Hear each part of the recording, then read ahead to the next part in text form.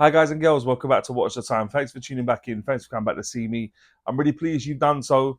I'm exceptionally pleased about to bring you another Phoibos. Is there many brands out there like Phoibos? It's a brand that so they come out of Hong Kong. They produce lots and lots of original designs now. They did cut their teeth for the subby homages and stuff back in the day. But this is the Apollo, yeah. Quite a few different ones to choose from. This is the DLC coated one. You got normal stainless steel. It's the PY056CX. I've got a pretty good relationship with them, but I just think they make exceptional watches. This has got the Miyota 9015 movement inside. Very well finished. The loom's very, very good. Well sized. All the bells and whistles. And for not a very high price, really, given what you're getting, I think Phoibos are a real tough one to beat. When you look at Phoibos, you put them in the same sort of bracket as Zelos, or at least I do. I think they're just exceptional watches. Does this follow in that vein? Does this follow in those footsteps of the ones that have come before? It's not looking bad off the offset, I'll be honest. A really nice looking watch. I will leave a link in the description. I'll leave a link to their one website and a European website. You're going to have to choose which one's best for you depending on your location. But yeah, I'm going to stop going on because you want to have a look at watch properly. But yeah, get yourself a nice beverage, a nice brew, because it's about that time to get the camera turned around and get on with it. Hi guys, so this is the watch. This is not the usual packaging I've had before, slightly different, leatherette style. I prefer this one, not as bulky. Inside, it comes with some bits and pieces about the watch, instruction manual, warranty card. Yeah, all the bits that you'll probably need. I'm not going to use that right now, but yeah, warranty card, all that good stuff. Put it to the side. And this is the Phoibos Apollo. So you'll see I've taken 3 links out for it to fit my wrist. It's the DLC coated one. I don't often get ones with coating on them, but here we are. This is the watch. Give me 1 second, guys. So this is the watch. Like I said, DLC coating. I'll bring all the other colors up next to me now. So you got ones with DLC coating. You got different dials to choose from. There's quite a few to choose from. So I'm pretty confident you're going to get the sort of style you want. This one's the PY056CX. But yeah, like I said, a plethora to choose from. I'll also bring the price up in front of me. So yeah, lots to like. Good size. Let's see if you like it. Yes, the Phoibos Apollo. It's sort of paying tribute to the NASA Apollo 11 moon landing. So they're saying it's a tribute watch. So they've used some cues from that in this watch. Inside this watch, it's running an automatic Miyota 9015 movement. I'll bring some information up about that movement now. So any of you that have watched my channel will know that is my preferred movement in terms of the 4000 series Miyota movements. Fantastic movements. High beat movements, so 28,800 beats per hour, or vibrations, whichever you prefer. But yeah, it does the business.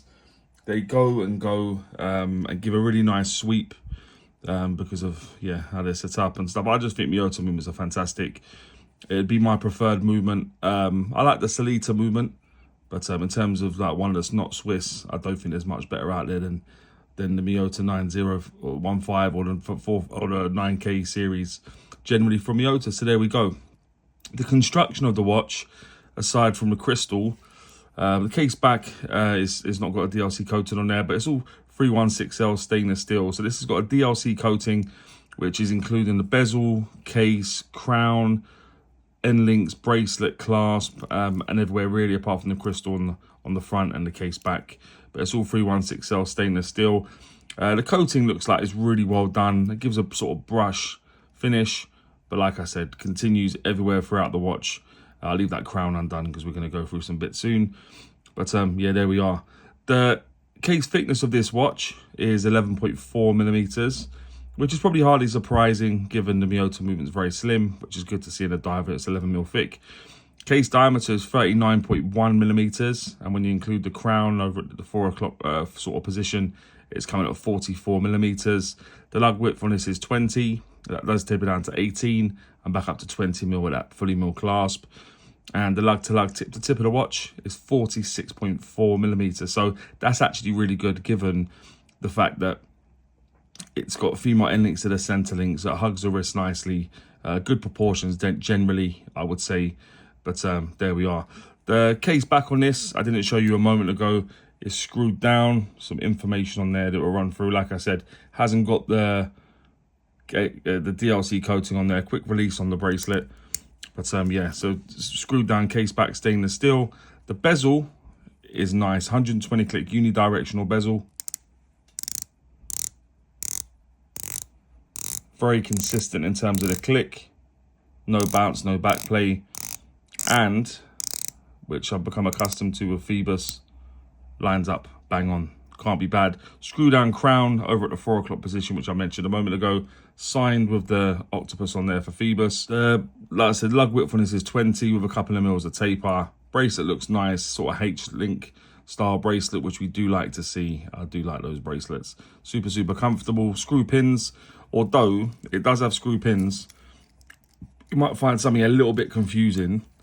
So I'll hold it up here. What's the directional arrows about? I've never seen directional arrows on a screw pin. Yeah, that is weird. But yeah, so I was a bit confused to begin with. So I was thinking, should I start pushing it? But then when you look, it's obviously screws. So that's why, yeah, I didn't damage anything, which was handy. Fully milled clasp, Phoibos, and script writing on the clasp. No levels of micro adjust in terms of what you'd see, but it's got on the fly adjust clasp. So you pull this out and pull it to use it, and then just push it in, and then obviously you can set it up to wherever you need it. Quite a few levels to choose from, so I'm sure you're going to get the perfect fit for yourself when using that. The crystal covering the dial is a sapphire crystal. Pretty good legibility, really. Obviously I use a few lights when I make these videos, so it will get a little bit of bounce sometimes, but generally not too bad.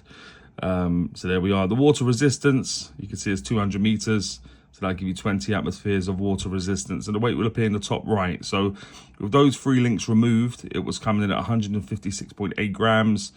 With those 3 links back in, probably about 170. So, or maybe 175. So not inconsiderable, given it's not a huge watch. It doesn't really feel too heavy, but that's probably because the weight's distributed quite nicely throughout the watch. So that'll probably have something to do with it. But let's have a look at the dial in a bit more detail. So the dial is really, really nice. It's a sandwich dial, which means you have sort of cutouts and you've got another layer underneath, which gives that sort of aesthetic. You've got a minute track going around the outer edge. I do like the sort of blacky grey of the dial against the sort of white and yellows that are taking up the indices and the hands and the bezel and stuff. I think it's a nice sort of contrast, nice colorway. Works really, really well. Like I said, the indices are sort of it's carved out, like I said, with the sandwich dial. And I'm sure you're hoping that's going to sort of extend to the loom, which we'll check out in just a moment. So like I said, you've got those indices as part of the sandwich dial, just inside the minute track. Slightly larger at the 12, 6 and 9. Obviously a little bit smaller. You've got the date window over at the 3 o'clock position. I like the fact they've gone with black with white writing as opposed to the opposite, because I think that would stand out a bit too much. So it's nice to see that they've gone for that. Like I said, nice sort of dial. I do like the sort of textured dial they've used. Really, really cool. Nothing's been applied onto the dial. It doesn't look like. So it looks like the logo just below the 12 o'clock position has also been printed on, as has the automatic 20 atmospheres down at the 6, which I don't mind. Like I said, the watch itself is very, very pretty. The rehaut is not really there. I don't think I couldn't see anything in terms of a rehaut. But the minute track and the hands, let me talk about the hands for a second before I go off on a tangent. I think the hands are well proportioned. I think some people have been saying for a lot of time now, not with Phoibos, but generally the hands have been a bit small. I don't think that's the case with these hands. I think they're well proportioned and they work with the watch. It looks like they've got the hands to go with the watch as opposed to just what they found in a drawer, which is also nice, isn't it? I like to see that sort of stuff. But like I said a moment ago, you're now wondering, Si, what is the loom saying? So I'll bring the loom up now.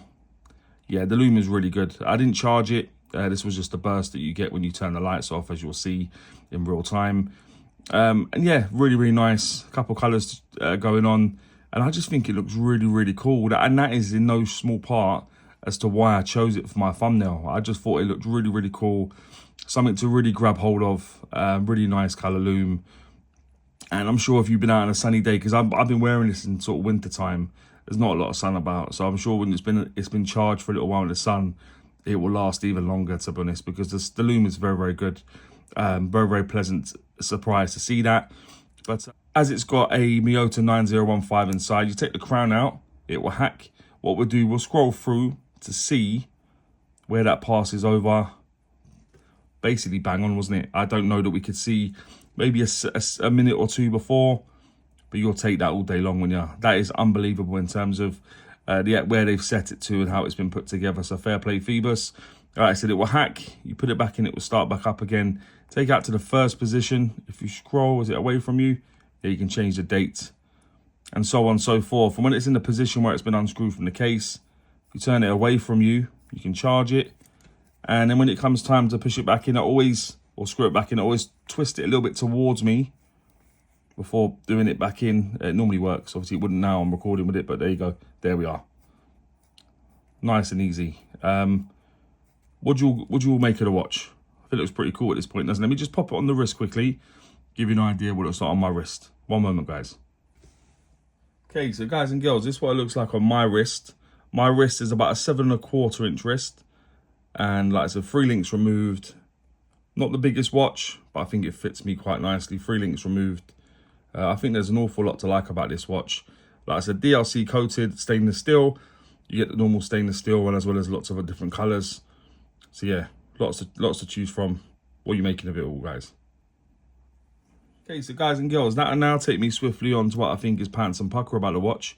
If you've ever watched before, you know I always start with pants.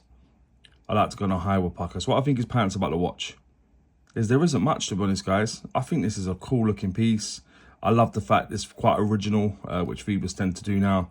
Like I said, they did cut their teeth and sort of homage watches early doors, but that's a thing of the past. Now, the only thing I'm going to say is I showed you a few moments ago is those direction arrows on the screw pins. Like, I don't really understand that. I'm not sure what's happened there. I've never seen it on screw links. So yeah, that's what I'll say is the directional arrows. In terms of that, what I think is pucker, quite a bit more, probably unsurprising. I'm gonna go with the sandwich dial. I think that looks really cool. I like how it's been done, how it's cut out and stuff. Yeah, it looks cool. Nicely done. The date color, as I said a moment ago, I like the fact they've gone with black with white writing, because I think the other way around would have just been a bit of a mess. It would have stood out a bit too much. This looks far better, a lot more subtle. The lume, like I said, the lume when this goes and goes. Like I said, if it's been charged on, like, actually been out in the sun for a little while, that's going to even go for longer and longer, I have no doubt. The movement, 9000 series movement. Miyota, love it. Always going to love it. The bracelet, like I said, the H-Link bracelet is my preferred bracelet, to be honest. I find them super comfortable. Articulates to the wrist nicely.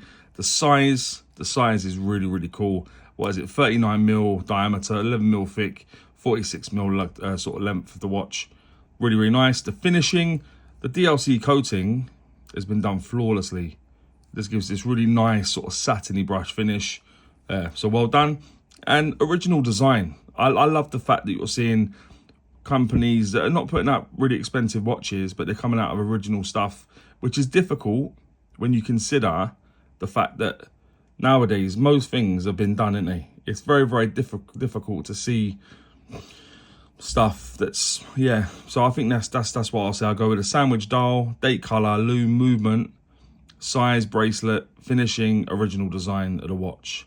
And that'll take me on to, would I recommend this watch? And I mean, there's a massive disparity, isn't there, in terms of the pants and pucker. So it's not going to be a huge surprise what I'm going to say next. Of course I would. I love Phoibos. I think Phoibos are a much underrated brand. I think they do some excellent stuff. I love the fact they've upgraded their class. They're using Miyota high beat movements now more and more. Yeah, what's not to like? So yeah, I definitely would. But guys and girls, please let me know what you think about this watch, more importantly. And maybe any other watches you may want to see on the channel. And as I always say, don't forget to like, comment, subscribe. And always watch the time. Take care, guys. All the very best.